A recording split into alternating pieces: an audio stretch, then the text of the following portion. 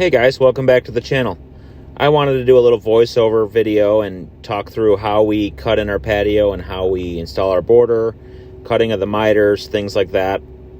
And so I thought this would be a good way to do it. One thing that I don't show in this video is how we marked this line. We had a 3/4 inch conduit linked together and we laid it through here until we liked the curve and stood back and kept adjusting it until it was right, and then we marked that line. So what you see me doing here is basically scoring the line. So we've drawn a line across the edge of the patio, how we want the pavers, how we want the border pavers to be laid in. And then what I've done here is I just went across and I scored the line, meaning that you take the saw and you run just like a 1/4 inch deep all the way across the line. And the reason you do that is so that you have something solid to follow when you're cutting all the way through. And it just provides a better line. It also allows you to check your line. Drawing it is one thing, and then cutting it and seeing it cut is different.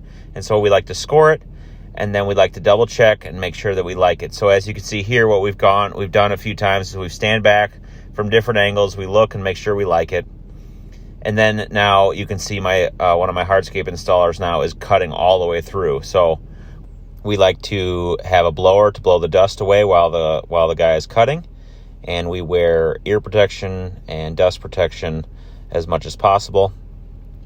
Sometimes we'll cut wet, but in this instance we decided not to, and I'm sure I'll get a bunch of hater comments about that. So as you can see here, I brought it back to real time, and you can kind of see how slow it goes. It's not a very fast process, but it is the best way to ensure you're going to get a really clean line. You can see it just goes right down that line. So after this, then what we'll do is we'll pull all the pavers, all the cut pieces out. Some guys would say, oh, well, you waste a lot of pavers doing this because you could, if you cut one at a time, you could use the other side of the paver and put it in. And that may be true as far as saving block, but I don't need to nickel and dime every little piece of block here. What's important is getting the right line, and the best way to get the right line, as you can see as I walk across here, is to cut it in place. And that's how we typically will do it, is cut in our border in place. So I'm just going around with the blower here, just kind of cleaning things off. And you can see how we brought our black town hall border almost to the edge there. We have that piece of flagstone right there, and I'll talk about that in a little bit. So here now, we took the flagstone piece away. We lifted it out of the way with the excavator there and the jib boom. And now what he's doing is cutting in that line. So we laid the piece of flagstone over the pavers, traced all the way around it. We always leave like maybe a 1/2 inch gap, and then he'll go through and cut it all through. So he's got all that done. Now he's going to pull some of these pieces out of the way. So in the meantime, what you'll see is I bring in the bucket full of our bedding layer, which is a 1/4 inch chip, or what we call an HPB stone, high performance bedding. And we are adjusting our bedding layer. And so we're scraping out some of the stone, getting it a little bit lower, and that's because our border block is slightly thicker than our main paver block. And so we have to adjust our bedding layer a little bit. So he's shoveling out a little bit of that stone, and then we'll bring in a little bit of fresh bedding, so you get that 3/4 or 1/2 inch worth of bedding where the border block's going to go. So while he's working on that, we're getting this piece of flagstone in, and kind of everybody comes together actually to do this now. So we use that suction tool that we use for the XL units, and we set the piece in. I actually did not expect this tool or the suction unit to work so well on natural stone, but it actually really does. It has enough suction power to do that. And so that was really cool. I'm happy to be able to not have to buy another tool just to move around pieces of flagstone. But as you can see, we're kind of bringing it in, checking it. We pulled it out a couple times to re-level the bottom and take out any high spots or low spots. Make sure it's not tippy in any way. And then we'll do some slight adjustments. We had to do a little bit of chiseling here and there, a little bit of fine tooth fitting.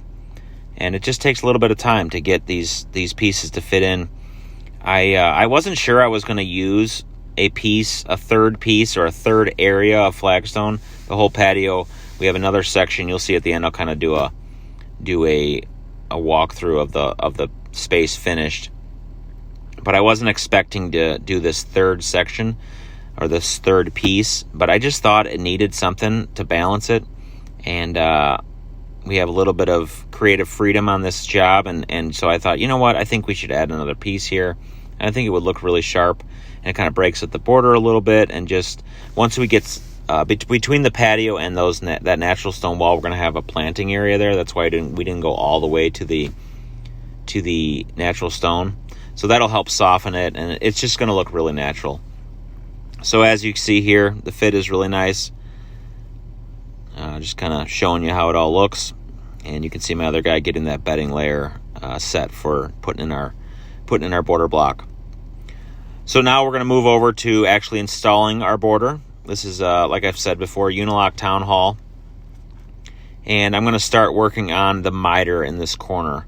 So I had a little bit of difficulty with this, strictly because in the bottom corner there, where my right hand was just there a second ago, I didn't have a solid point to put my level to, or a kind of reference when I'm drawing my lines. So you can see I'm putting my level there. So I got it on the inside point, or on the point of the patio, and then usually I'll have a hard corner that I can put the level to, and that's kind of your intersecting point. But in this instance, the way that the natural stone was, there was like a kind of a gap, and I just didn't have a solid point to reference. And so I kind of had to recut these a few times to get the miters to fit really nice.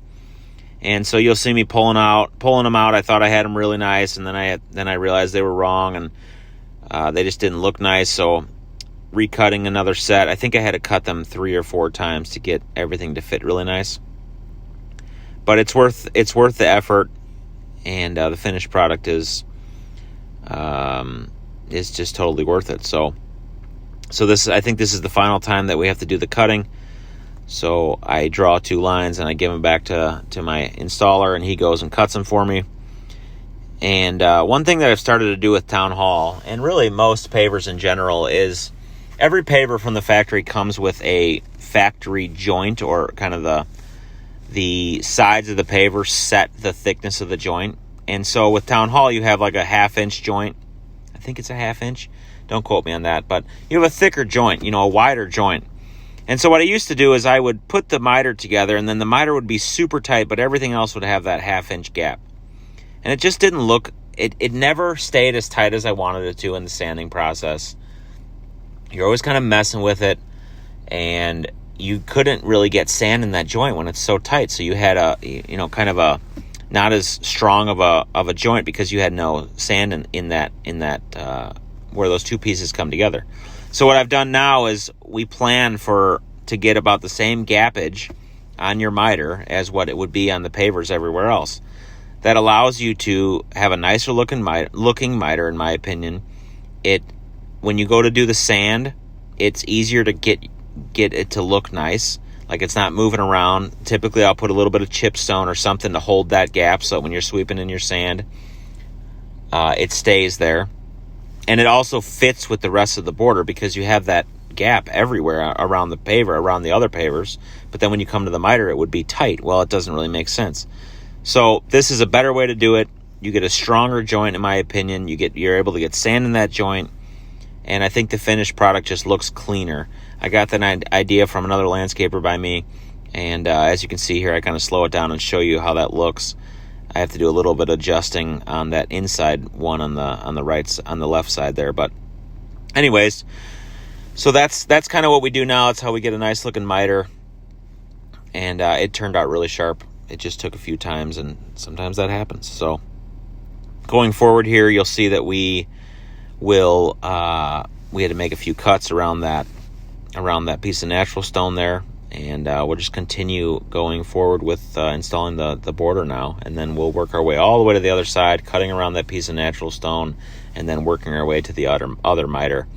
One thing to note is when you're installing your border on a patio like this, where you have water running off into, say, a planting bed or whatever you have, It's important to make sure even your border is sloped correctly, because it's very easy to have the outside of your border kind of tip up a little bit, and it's important to, you can see I have a 2-foot level there, and I'm going along and checking and making sure we have a consistent slope from the main field of the pavers all the way across the border, so that when it does rain, that water can sheet all the way across and doesn't get held up between the main field and the border. And that's where you could get some pooling, and then you end up with problems down the road, and it just doesn't, it's not the right way to do it. So here we are, walking down to the finished product.